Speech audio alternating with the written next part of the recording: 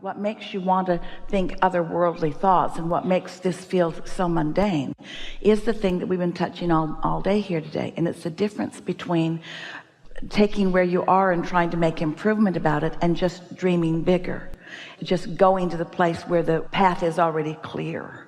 Esther, in fact, she's been mentioning this a lot lately to family and friends.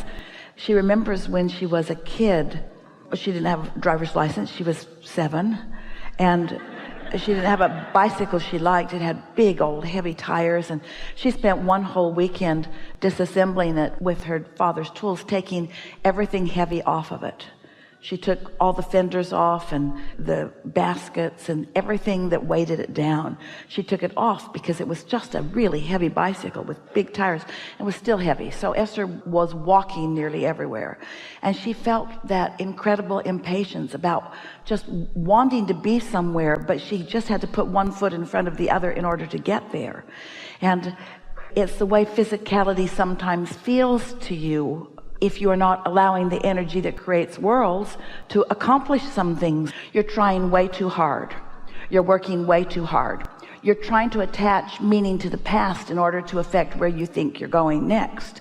You're wanting to clean something up before you can feel like you are going forward. You don't feel worthy of just letting in what you want, so you're looking for some way of justifying it by going back into the past, which describes almost every other human on the planet in some way. It's no wonder you want to go off and create some other world somewhere else, because this one's all jumbled up with the thoughts of humans. But it does not have to be. Out of all of that, you can find some clarity. This is helpful to all of you.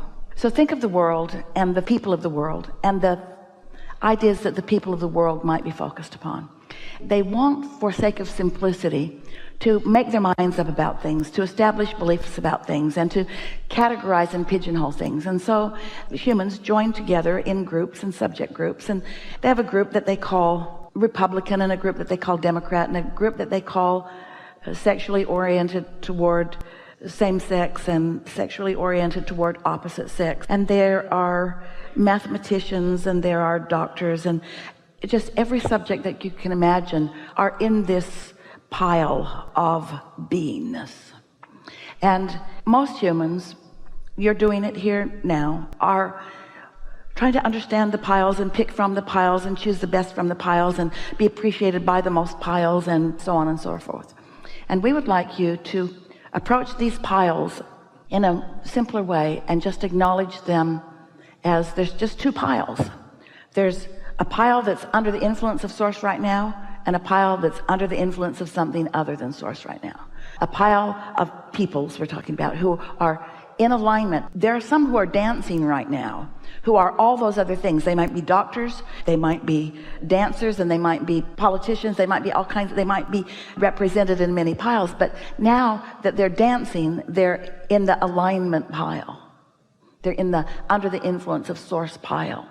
And so we would like to suggest and help you to think less about the things that humans usually think about in terms of understanding yourself in relationship to everyone else, and just think about yourself only for a little while in relationship to your own inner being, period.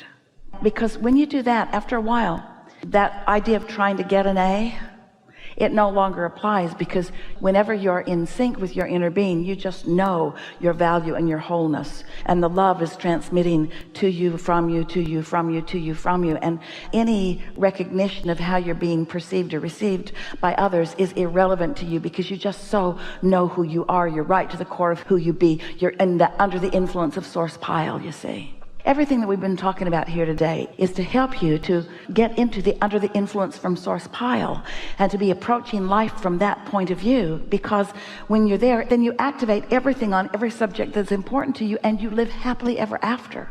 Everything that everyone is reaching for, every single thing that a person wants or believes they want, whether it's a pile of money or a material object or a relationship or someone to love them, it doesn't matter. Anything that anybody ever wanted or wants is because they believe they will feel better in the having of it. And so our entire conversation today is about just finding some subject in which it's easy for you to feel good, and that is your work. And until you're doing that, then any other conversation is sort of frustrating and unsettling and really futile in the sense that it does not accomplish anything. You see, we have never forgiven anyone because we have never judged anyone inappropriate to begin with, and so there's no undoing that ever needs to be done from source energy. Source never looks back. Source is always looking forward. And so when you're asking for forgiveness, you're clearly looking back, and you're clearly asking someone else to look back. But the most important thing to know is that you are not under the influence of source pile in that moment. The departure from that makes everything else dim by comparison. It's sort of like spinning in your own juices, or spinning your wheels, or just going through the motions of life and never really getting to where you want to be. Well, you've already launched the rockets, and your vortex is full of all the things you want, and you have a whole cadre of non-physical friends all lined up focused with you, and all you have to do is find a way to get yourself in the vibrational vicinity of all of that, where all of that lights up for you. But you are like so many people, you're so much in your head that energy is not moving. And so if you can find a subject that's easy to feel light about, you see, you're feeling defensive, and we get that. You're feeling on the spot. You're right here in front of a lot of people, but you represent the way so many people feel. You're not an anomaly in this room. Almost everybody in this room has desires and beliefs, and their beliefs are keeping them from their desires, and they don't know what to do about it. And somebody can talk all day long about, well, just focus on the desire, focus on the desire. But the desire is not what has your attention. Life and the reality that you think you are living is what's got your attention. And you're so wrapped up in what is that you're not moving to what could be. And you're helping us make that point in a really strong way. You feel stuck because you are stuck. You're energetically stuck because your awareness is so much on what is. But it doesn't have to be that way. It would be so easy for you to have a sort of vibrational breakthrough just by finding one thing. But you know what's tripping you up?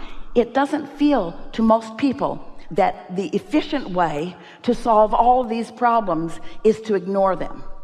It doesn't feel to most people like the efficient way, because most people don't get it, that all these problems on this end of the stick represent all these solutions on this end of the stick. The practical mind says, I do this and I get this result from this thing that I have done. That's what the practical mind says. But that practical mind also considers so many things that for every step that way, you take a step that way. A practical mind is that really objective mind that goes this way and this way and this way and this way and this way and this way and this way and this way and this way and this way. Where if you can leave your practicality behind and just dream something a little bit and not need the evidence to show itself to you so fast, then two things would happen. Things would start moving. You'd feel more elated. You would lose your sense of impatience. That's the thing. You would lose your sense of impatience. And that sense of impatience must be gone and must be replaced by a sense of optimism and forward motion for you to be getting where you think you want to go, or for you to be having fun along the way to where you're going. And so we keep saying the words, we want you to look for the fun along the way, and it will get you there, but don't need to be there. Do it for the feeling, not for the results that the feeling will bring. You're willing to quote us chapter and verse. You're willing to study it all and learn it all and know it all so that you can get it all, but your awareness that it isn't coming is palpable around you, you see. And we could describe that in a few words, like yearning. But you see, it's okay, because over here with impatience is yearning.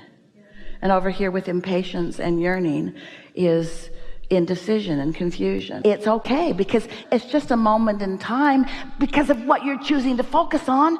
The whole conversation that we're having today is about, here I am, I'm in a physical body, and I have a point of attraction, and my point of attraction is everything, and my point of attraction is based upon how I feel. But I've been oriented into this world, and I've been taught that perfection is a good thing. It's not only not a good thing, it's an impossible thing. Because if you could ever be perfect, you'd be done, and then there'd be no reason for contrast and so forth. So here I am in this physical world, and I want to be of value. I want to be an uplifter. I want to help other people. But in order to do that, I have to be a vibrational match to who I am. And who I am does not give any attention to how others are relating to me. How you feel is only about your relationship between you and your own inner being. That's all the emotion that you feel is about. And so what you are a really good representative. Esther's this way too. Almost everybody on the planet is this way to some extent.